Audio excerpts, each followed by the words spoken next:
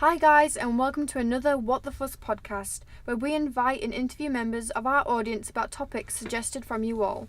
Today's interview topic is, are infamous criminals glamorised?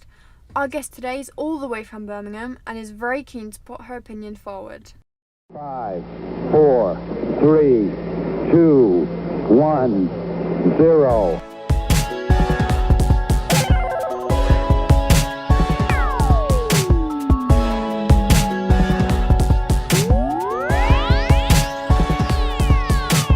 The Eagle has landed. We have Izzy here with us. How are you doing today? I'm doing good, excited to get started. As you should be. Today's topic is very interesting. Yeah, I think it's one of those things that needs to be talked about, to be fair. Not many people know about it. Definitely. There are so many things wrong with how people, more specifically the media, present these criminals. The idea that just because of their looks, they are somehow less of a criminal than literally anyone else committing the same crime. Yeah, I know. And I think that many of the problems come from the media, like you said. The way they put these people on. Have you seen those hottest men in prison lists? Yeah, I have. Yeah.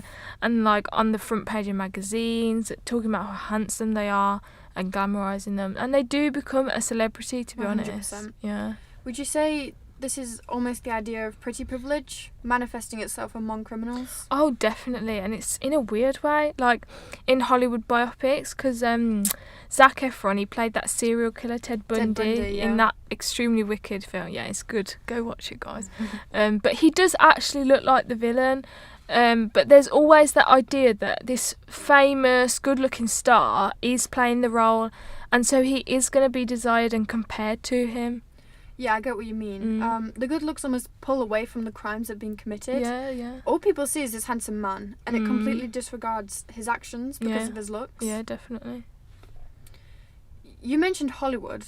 I think movies like Fear in 1996, American Psycho in 2000, they also suggest the idea of associating attractiveness with health, personality, and even success.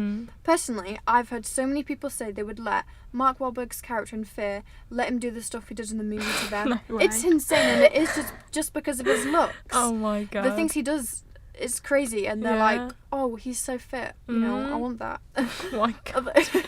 Although they aren't based on real life people, they definitely glamorize people like the characters in these films. Yeah. Do you agree with this? Would you say there's a difference in how criminals are treated depending on what they look like? Oh, 100%. If you think of two criminals, both of which have committed the same crime, the ugly one is going to be treated more of a monster than the Most fit one. definitely, yeah. You know what I mean? They're going to be completely different. It's like the Ted Bundy situation, you know. Yeah. Women and men are going to desire them, swoon over them, no matter who they are. Movies will be made out of them, and it is dangerous because it can breed copycats. Yeah, but I haven't personally experienced fame myself, but I think we all know it can be very enchanting, and there will be people who want to follow in their footsteps.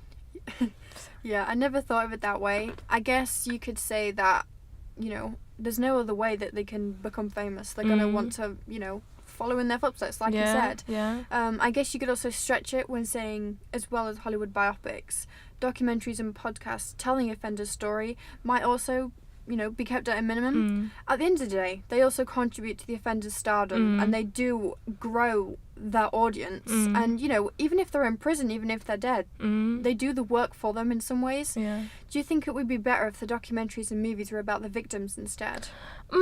Not necessarily, because I think there would be mixed opinions about it. Yeah. On one hand, like, the families of the victims might find it disrespectful because they're being remembered through the violent way that they died. Yeah. However, a documentary about the victim's life is like a memoir, something for the public to realise this was a human who had a life. Yeah. Maybe in some way, I don't know, it could be used for recognition that the criminal is, well, a criminal, you know what I mean? Yeah, I do agree with you there. I think they could be used in a better way, in, you know, rather than the way they are right now. Yeah. I think there will be lots of different opinions on that fact. Right, guys, that's all we have for you today. Thanks so much for coming in today, Izzy. You're welcome. And big up my guy, Zac Efron. He did a great job. He Hit me did up. do a good job, yeah. As always, I would love to hear everyone's opinions in the comments, so please let us know down below. Remember to like, subscribe, and click that little bell so you know when our next post is up. And make sure you follow us on all of our social media. Do it. Bye. Bye.